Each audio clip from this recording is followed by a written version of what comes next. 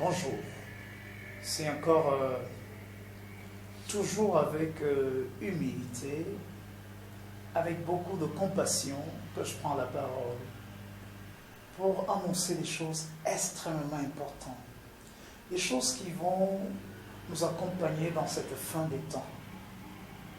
Et aujourd'hui, nous allons partager sur la 6e couronne.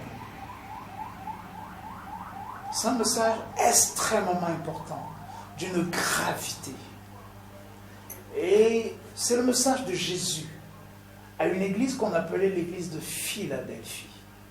Nous sommes dans le livre d'Apocalypse, nous sommes au chapitre 3. Nous allons lire du verset 7 jusqu'au verset 13. Mais nous allons lire ici précisément les versets 7 et 8 et les versets 12. La Bible dit, écrit à l'ange de l'église de Philadelphie, voici ce que dit le Saint, le véritable, celui qui a la clé de David, celui qui ouvre et personne ne fermera, celui qui ferme et personne n'ouvrira. Verset 8, je connais tes œuvres, voici, j'ai mis devant toi une porte ouverte que nul ne peut fermer, parce que tu as peu de puissance et que tu as gardé ma parole et que tu n'as pas renié mon nom. Verset 12, du vainqueur je ferai une colonne dans le temple de mon Dieu. Et il n'en sortira plus. J'écrirai sur lui le nom de mon Dieu et celui de la ville de mon Dieu, la nouvelle Jérusalem qui descend du ciel d'après le mon Dieu, ainsi que mon nom nouveau. Amen. C'est merveilleux. Philadelphie était une petite ville où il y avait une église formidable. En fait, c'était une église qui avait une caractéristique, c'est qu'elle était amoureuse de Jésus et amoureuse des frères. Philadelphie vient, n'est-ce pas, de deux mots grecs, philéo, qui veut dire amour, et adelpho, qui veut dire frère. En fait, c'était l'église de l'amour fraternel, l'amour des frères. C'était une église où il n'y avait pas de distinction entre le clergé et le peuple. C'était une église des frères, des hommes et des femmes qui avaient donné leur cœur à Jésus et qui le servaient. Et la Bible dit, à cette église, il y avait quelque chose de particulier. Jésus dit que les clés de David lui avaient été données afin qu'elle ouvre et personne ne ferme. Et lorsqu'elle fermerait, personne n'ouvrirait. C'était une église qui avait peu de puissance, mais qui avait gardé l'essentiel. C'est qu'elle avait gardé la parole de Dieu. Elle avait gardé la parole de Dieu. Et parce qu'elle avait gardé la parole de Dieu, la Bible dit une porte lui était ouverte. Vous savez, au 19e siècle, l'Église a connu des moments fastes parce qu'elle n'avait pas de puissance. Elle avait gardé le nom de Jésus. Elle n'avait pas renié le nom de Dieu. Elle avait le nom de Jésus. Elle n'avait pas de puissance, mais elle avait la parole de Dieu. Et à cause de cela, une porte avait été ouverte au travers des continents. Et cette église qui était fraternelle, elle aimait Dieu et elle aimait les frères. Elle n'avait pas de distinction entre le clergé et le peuple. En cette période-là, il n'y avait pas des archevêques, il n'y avait pas d'évêques. Il y avait des frères, des gens qui avaient le cœur rempli de l'amour de Dieu et qui portaient le nom de Jésus. Et une porte leur avait été ouverte. Et c'était ainsi que, n'est-ce pas, au 19e siècle, on a connu un grand moment missionnaire et charismatique qui a ébranlé le monde, qui a fait entendre le nom de Jésus au travers des continents. Il y a eu une explosion missionnaire. Parce que Philadelphie, c'était là où l'amour de Dieu et l'amour pour les frères avaient leur climax. Vous savez, nous nous rappelons l'époque des hommes comme les Charles Finet, des hommes comme les Moody, les hommes comme les Spurgeon, nous nous rappelons de cette grande époque missionnaire qui a ébranlé le monde, dont nous en sommes aujourd'hui des bénéficiaires. Il est important que l'Église revienne à Philadelphie, l'amour des frères. L'Église est cléricalisée. Je voudrais dire que le cléricalisme dans lequel nous sommes, c'est la conséquence des 10 siècles d'obscurité, des 10 siècles d'apostasie dans laquelle l'Église est passée. Vous savez, aujourd'hui, le mot disciple, le mot frère, c'est des mots aujourd'hui vulgaires. C'est des appellations qui n'ont plus de place. Aujourd'hui, les hommes cherchent des distinctions, l'honneur, les titres, la position. Mais ils ont oublié la dimension relationnelle, la relation avec le grand pasteur de nos âmes, avec le berger par excellence, celui qui est Jésus, et la relation avec les frères. Philadelphie, c'était l'époque missionnaire. C'était la période missionnaire qui a bouleversé le monde. L'Église doit revenir à Philadelphie, à Philo, à Delphos. Les frères qui ont l'amour des frères et qui ont l'amour de Jésus. La Bible dit, voici je livrerai les gens qui sont de la synagogue de Satan et qui se disent juifs et qui ne le sont pas, car ils mentent. Je vais les faire venir se prosterner à tes pieds et reconnaître que je t'ai aimé. Vous savez, dans cet élan de positionnement, les hommes et les femmes qui ont perdu la parole de Dieu, qui ont perdu l'authenticité de la parole et de la vérité, en fait, ils se donnent une foule de titres, en fait, parce qu'ils veulent se faire accepter, ils veulent se faire aimer. Mais je voulais dire que la position artificielle, les recherches artificielles, dénaturées de la parole de Dieu, ne peuvent apporter l'approbation.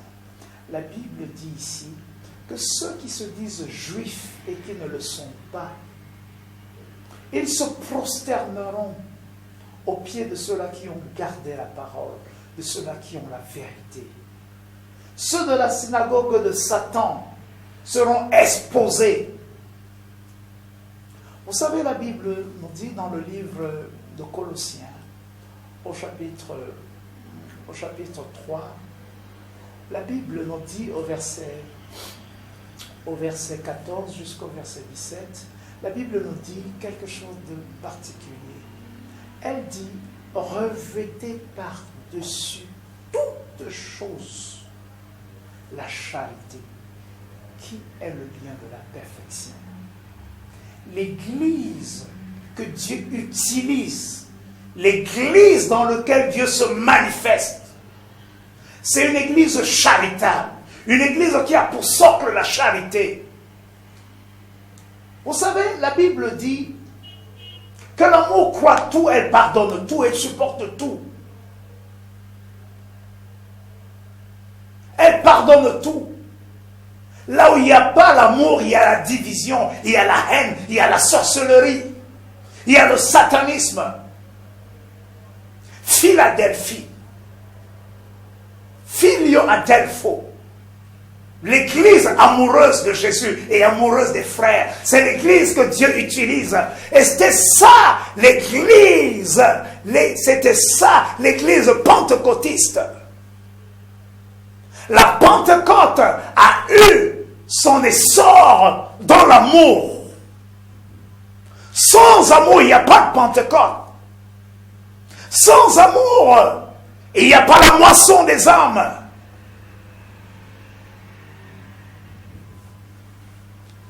Vous savez ce qui a fait la force des Finney, de Charles Finney, des Spurgeon, de Moody, ce qui a fait la force des hommes comme les William Bott, c'est un message de pureté, de sainteté, qui avait pour socle l'amour.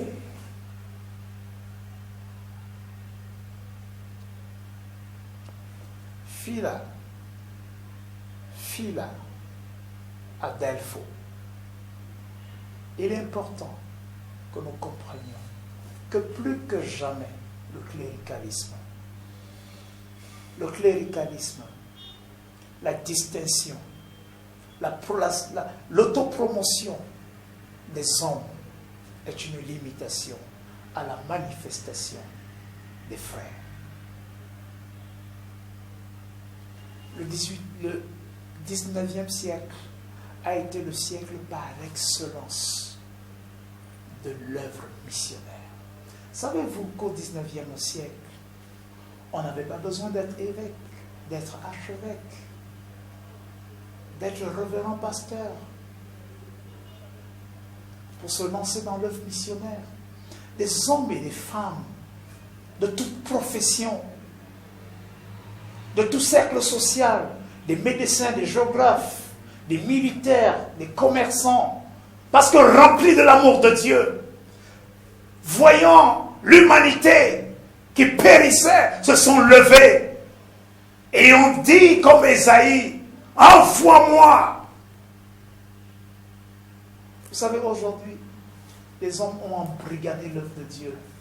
Ils se sont appropriés l'œuvre de Dieu. Ils ont privatisé l'œuvre de Dieu. Non, il est important que les frères, que les disciples se lèvent et se laissent utiliser par Dieu. Parce qu'ils ont été sauvés par le sang de Jésus. Et l'Esprit de Dieu cherche un homme. Je ne sais pas où tu es. Je ne sais pas qui tu es, de quelle nationalité, de quelle obédience, de quelle communauté tu es. Mais je voulais te dire que Dieu cherche un homme. Un homme, ça peut être n'importe qui. On n'avait pas besoin d'être le président d'une mission. On n'avait pas besoin d'être archevêque. On n'avait pas besoin d'avoir un titre. Dans votre petitesse, dans votre faiblesse, comme à Philadelphie, ils étaient faibles, ils n'avaient pas de puissance, mais ils n'avaient pas renié le nom de Jésus. Et ils avaient gardé ce qu'il y a d'essentiel, la parole de Dieu. Et une porte ouverte s'était dressée devant eux.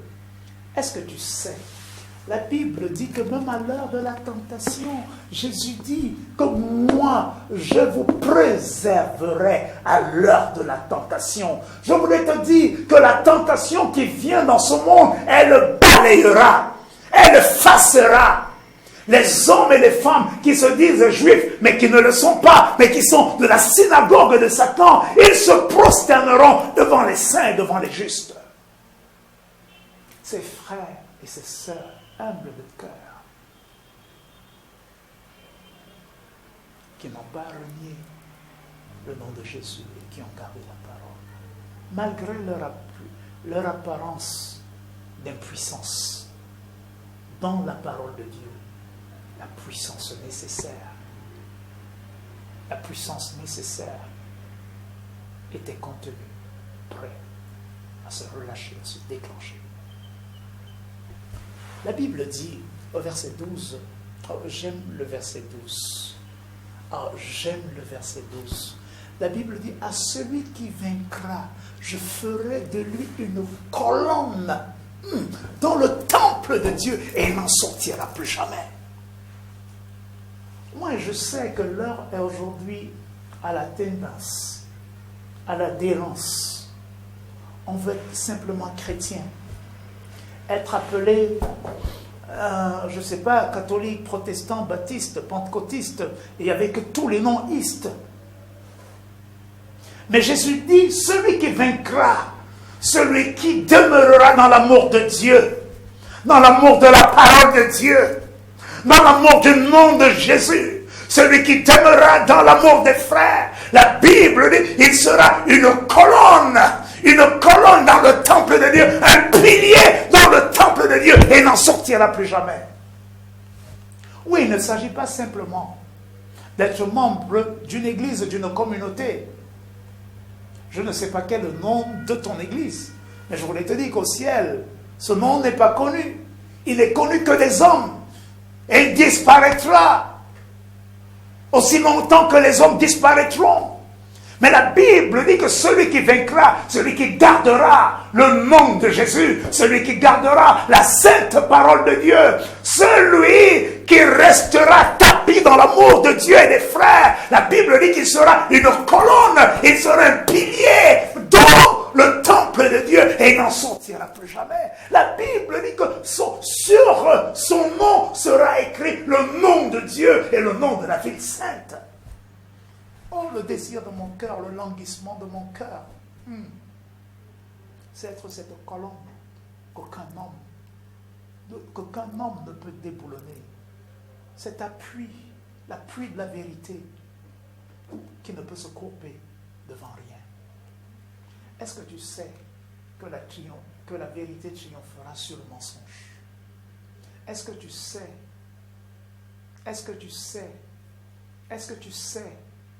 que ceux de la synagogue de Satan viennent dans ce prosterner?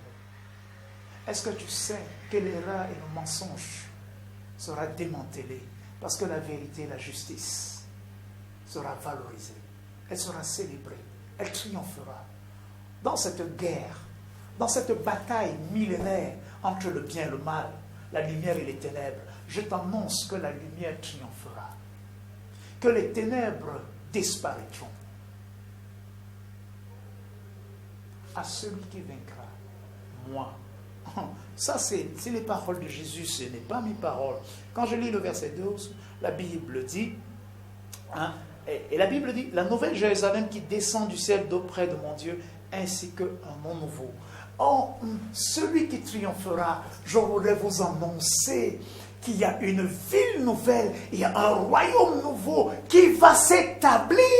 À celui qui va vaincre, qui va triompher, il aura un couronnement et avec Jésus, ils s'établiront dans ce règne millénaire.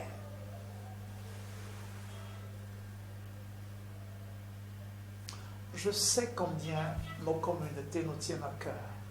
Je sais combien nos systèmes, nos congrégations et les choses que nous faisons nous paraissent importantes.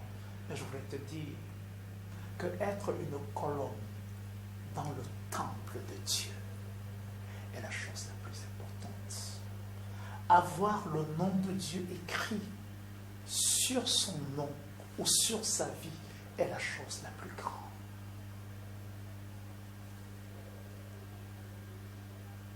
Celui qui vaincra, une couronne lui est réservée. Avec Christ, il régnera. Vous savez, nous allons entrer dans les jours qui viennent, dans les semaines qui viennent, dans une période missionnaire, où le relâchement de l'Esprit de Dieu, une nouvelle effusion de l'Esprit de Dieu se fera.